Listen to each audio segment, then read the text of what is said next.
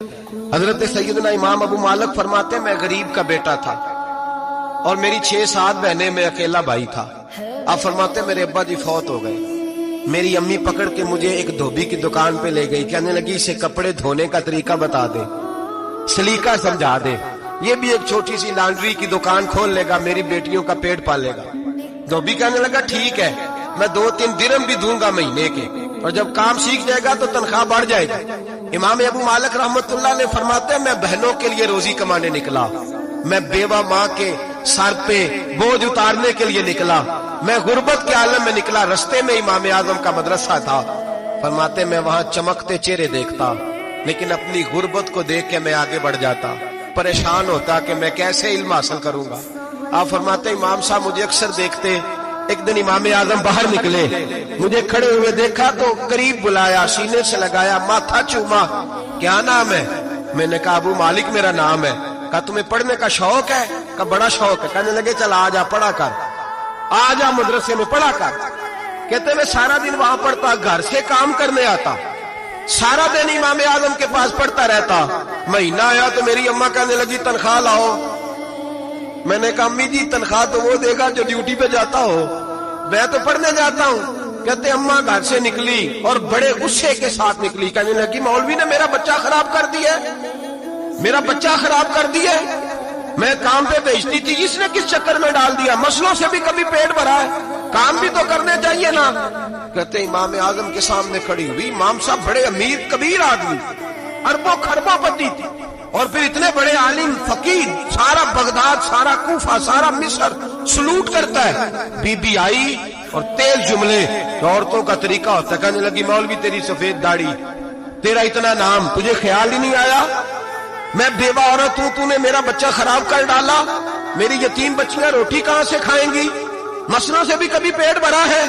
کہتی اتنے سخت جملے کہے، پر قربان جاؤ امام اعظم سنتے رہے اور مسکراتے رہے۔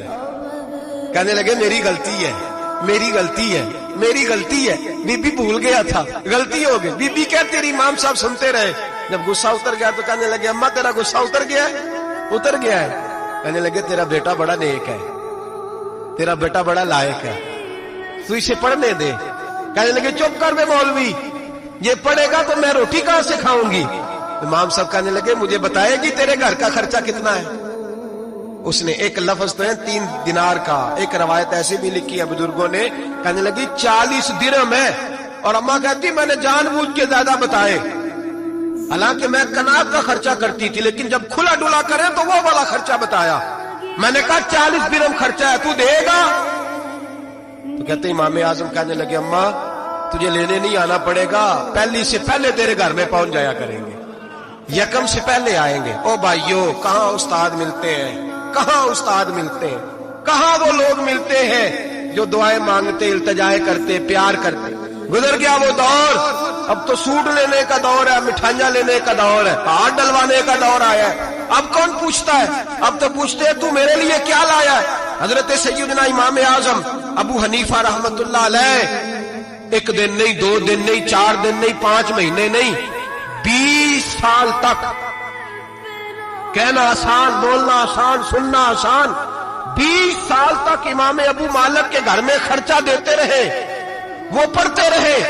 اماں کہنے لگی تو میرے بیٹے کو لگا تو لیا ہے تو پڑھ کے بنے گا کیا؟ حضرت امام اعظم فرمانے لگے بادشاہوں کے تخت پر بیٹھ کر بادشاہوں کے ساتھ کھانے کھایا کرے گا، ان کے ساتھ بیٹھ کے حلوہ کھائے گا، وقت آئے گا تو دیکھے گی۔